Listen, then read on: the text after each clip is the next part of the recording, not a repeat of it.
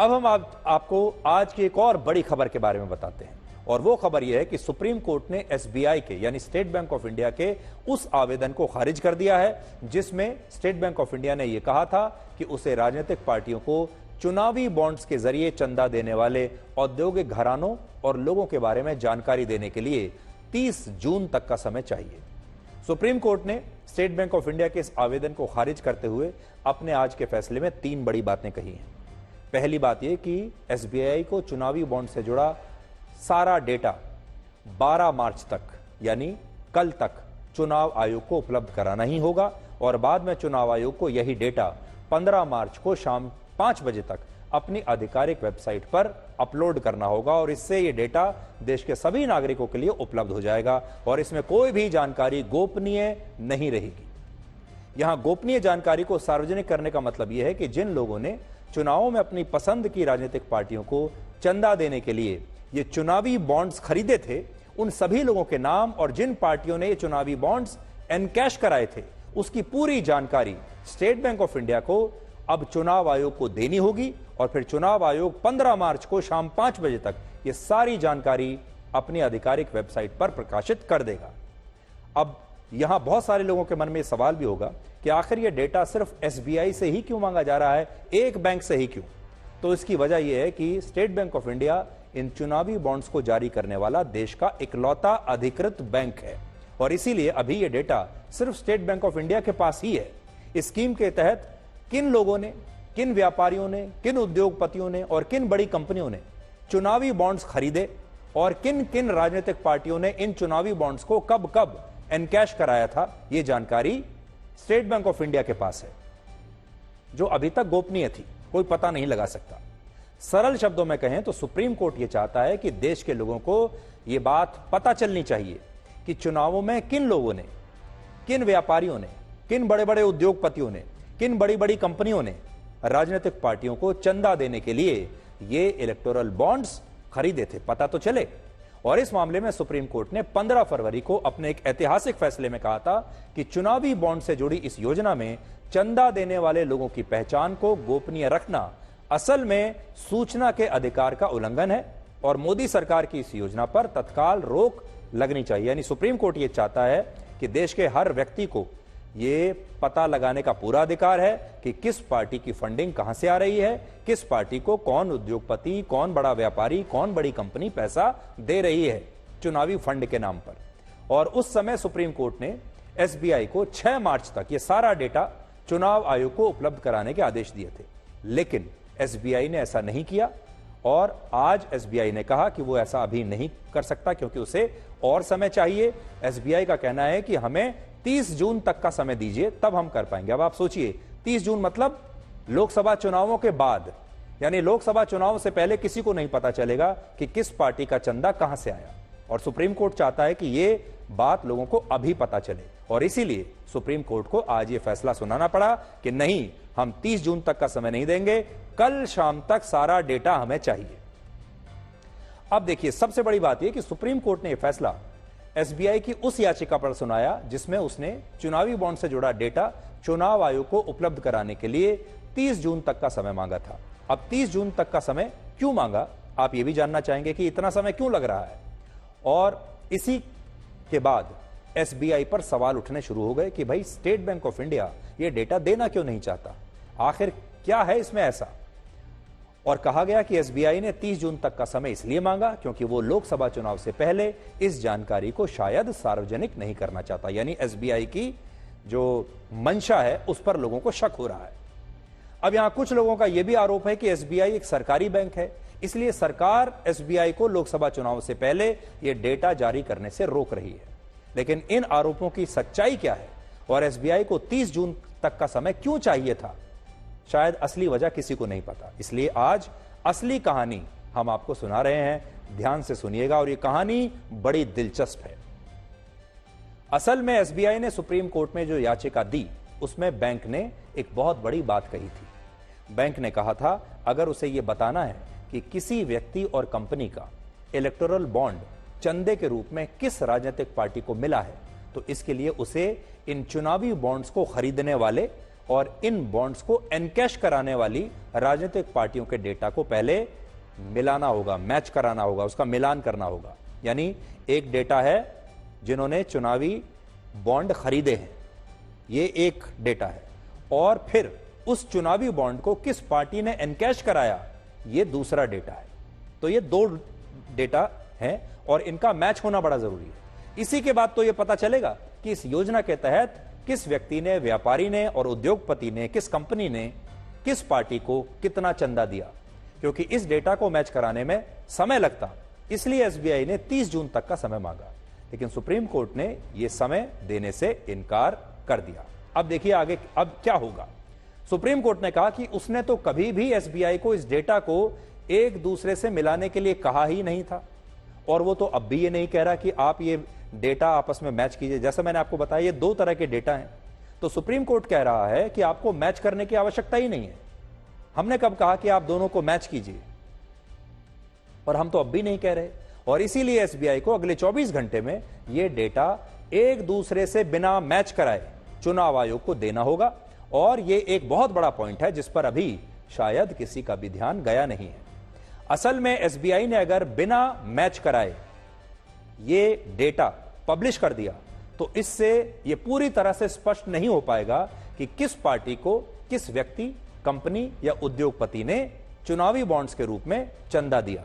और सोचिए, जब यही बात लोगों को नहीं पता चल पाएगी तो फिर इस जानकारी के सार्वजनिक होने का मतलब क्या है। यानी आपके पास दो अलग अलग डेटा परसों शाम तक आ जाएंगे, आप देख पाएंगे, लेकिन आपको यह समझ में नहीं आएगा कि इस डेटा का मतलब क्या है और किस कंपनी ने और किस व्यापारी ने, उद्योगपति ने किस पार्टी को यह पैसा दिया है। अब आप यह देखिए कि चुनावी बॉन्ड से जुड़े इस डेटा को मैच कराना जरूरी क्यों था। एसबीआई के मुताबिक चुनावी बॉन्ड्स को खरीदने की योजना बिल्कुल गोपनीय थी, इसलिए बैंक ने बॉन्ड को खरीदने वाले व्यक्ति, कंपनी या उद्योगपति का नाम, बॉन्ड खरीदने की तारीख, उसे जारी करने वाली ब्रांच, बॉन्ड की कीमत और बॉन्ड की संख्या के डेटा के लिए कोई सेंट्रल सिस्टम बनाया ही नहीं। इसका मतलब यह हुआ कि इन चुनावी बॉन्ड्स को खरीदने वाले और इन्हें एनकैश कराने वाली राजनीतिक पार्टियों का डेटा उपलब्ध है, तो यह डेटा तो मौजूद है, लेकिन इसे अभी तक एक दूसरे से मिलाया नहीं गया। और ऐसा इस योजना की प्रक्रिया की वजह से हुआ, जिसमें इस योजना के दो चरण थे। पहले चरण में बैंक चुनावों के दौरान कुछ समय के लिए चुनावी बॉन्ड्स जारी करता था, जिसे लोग और कंपनियां एसबीआई की निर्धारित शाखाओं में जाकर खरीद सकते थे। उदाहरण के लिए मान लीजिए, अगर किसी कंपनी ने एसबीआई से 1 करोड़ रुपए का चुनावी बॉन्ड खरीदा, तो उसे यह बॉन्ड खरीदते समय यह नहीं बताना होगा कि यह बॉन्ड वो किस पार्टी को देने के लिए खरीद रहा है। इसका मतलब यह हुआ कि यह बैंक के पास सिर्फ चुनावी बॉन्ड को खरीदने वाले व्यक्ति की जानकारी है, उसने किसके लिए खरीदा यह जानकारी नहीं है। और बाद में यह कंपनी इस चुनावी बॉन्ड को अपनी मनपसंद राजनीतिक पार्टी को चंदे के रूप में दे देती थी, और राजनीतिक पार्टियों को 15 दिनों के अंदर इस चुनावी बॉन्ड को एसबीआई के पास जाकर इन्हें एनकैश कराना होता था, और इस तरह से इसका डेटा अलग होता था, और किस पार्टी ने कितनी राशि के चुनावी बॉन्ड्स एनकैश कराए हैं यह डेटा अलग है। इन सभी बॉन्ड्स का एक नंबर जरूर होता था, जिसे मैच कराने के लिए ही एसबीआई ने 30 जून तक का समय मांगा था, और कहा कि अगर लोगों को यह बताना है कि किस व्यक्ति और कंपनी ने किस पार्टी को कितने रुपए के चुनावी बॉन्ड्स दिए तो इसमें समय लगेगा। लेकिन सुप्रीम कोर्ट से बैंक को यह समय नहीं मिला, और अब इन चुनावी बॉन्ड्स का डेटा तो आएगा, लेकिन शायद इस बात की स्पष्टता इसमें कम हो सकती है कि बीजेपी या कांग्रेस या फिर किसी दूसरी पार्टी को किस व्यक्ति और कंपनी से चुनावी बॉन्ड्स के रूप में कितना चंदा मिला है। इससे भी बड़ी बात यह है कि इस योजना में बॉन्ड्स की कीमत भी क्या रखी गई, 1000, 10,000, 1 लाख, 10 लाख और 1 करोड़ रुपए, ये अलग अलग जो है बॉन्ड्स की कीमत रखी गई। मान लीजिए अगर आपको 2 करोड़ रुपए किसी पार्टी को देने हैं तो आपको 1-1 करोड़ के 2 बॉन्ड खरीदने पड़ेंगे। इसलिए इस लिहाज से भी किसी और के लिए इस डेटा को मैच कराना आसान नहीं होगा, क्योंकि अगर किसी पार्टी ने मान लीजिए 200 करोड़ भी दिए तो उसने फिर 1-1 करोड़ के 200 बॉन्ड्स खरीदे होंगे, और यह बीजेपी के लिए या किसी भी पार्टी के लिए अभी आप ये कह सकते हैं कि किस पार्टी को कहां से यह चंदा मिला है, अभी जो डेटा आएगा हमें ऐसा लगता है कि उस डेटा से यह बात स्पष्ट नहीं होने वाली कि किस पार्टी का चंदा कहां से आ रहा है। वर्ष 2018 से मार्च 2023 के बीच देश के लोगों से और औद्योगिक घरानों से सभी राजनीतिक पार्टियों को कितना चंदा मिला, उसमें सबसे ज्यादा कितना किस पार्टी को मिला है, देखिए मैं आपको स्क्रीन पर अभी दिखाता हूं। देखिए आपके सामने है, बड़ी स्क्रीन पर मैं आपको यह दिखाने की कोशिश करता हूं जिससे आपको पता चलेगा। इसमें अगर आप देखेंगे सबसे ज्यादा चंदा बीजेपी को मिला है, दूसरे नंबर पर कांग्रेस, और देखिए आप हैरान रह जाएंगे तीसरे नंबर पर तृणमूल कांग्रेस को मिला है, चौथे नंबर पर बीजेडी, पांचवें पर डीएमके, छठे पर बीआरएस और अगला नंबर है वाईएसआरसीपी पार्टी का।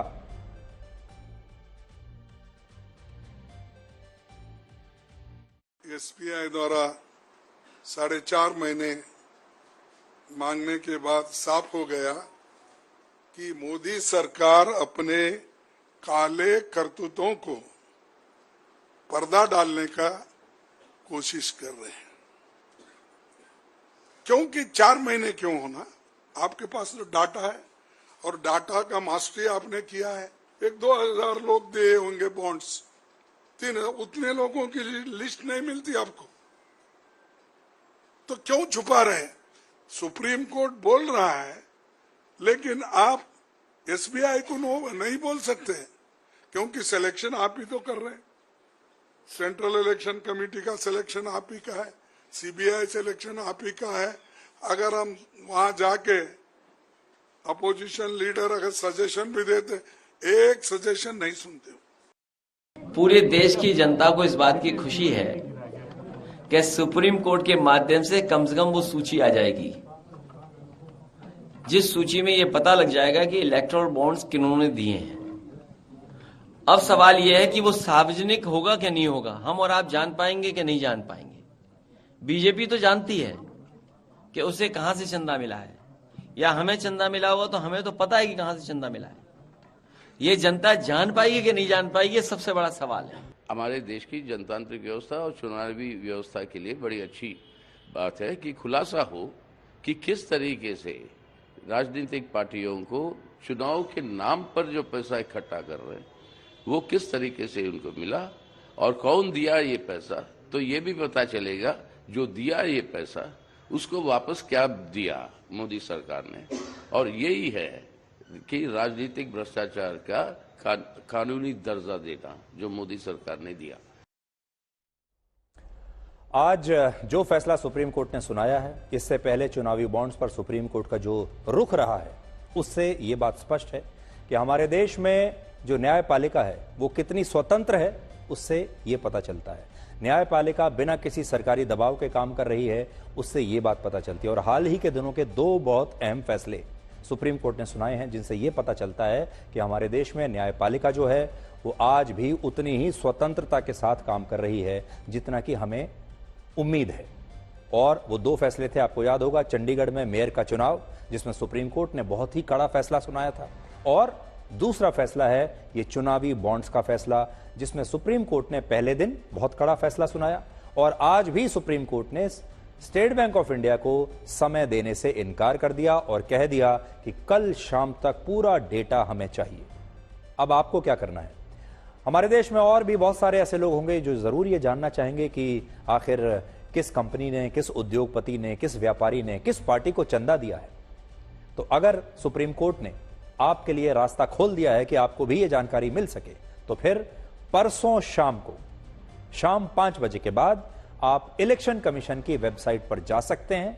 और यह पता कर सकते हैं कि स्टेट बैंक ऑफ इंडिया ने कौन सा डेटा इलेक्शन कमीशन को दिया है और वो डेटा आपके सामने होगा। हमें भी इस बात का इंतजार रहेगा कि स्टेट बैंक ऑफ इंडिया किस प्रकार का डेटा सार्वजनिक करता है और उस डेटा से आगे चलकर हमें क्या बातें पता चलती हैं जो हमें पहले से नहीं पता थी या हमसे छुपाने की कोशिश है। और इसमें सभी पार्टियां एक साथ होंगी। इसमें आपको पता चलेगा कि बीजेपी को फंड करने वाले कौन है, आपको यह भी पता चलेगा कि कांग्रेस को फंड करने वाले कौन है, आपको यह भी पता चलेगा कि तृणमूल कांग्रेस को फंड करने वाले कौन कौन से व्यापारी हैं, कौन से उद्योगपति हैं, कौन सी बड़ी बड़ी कंपनियां हैं।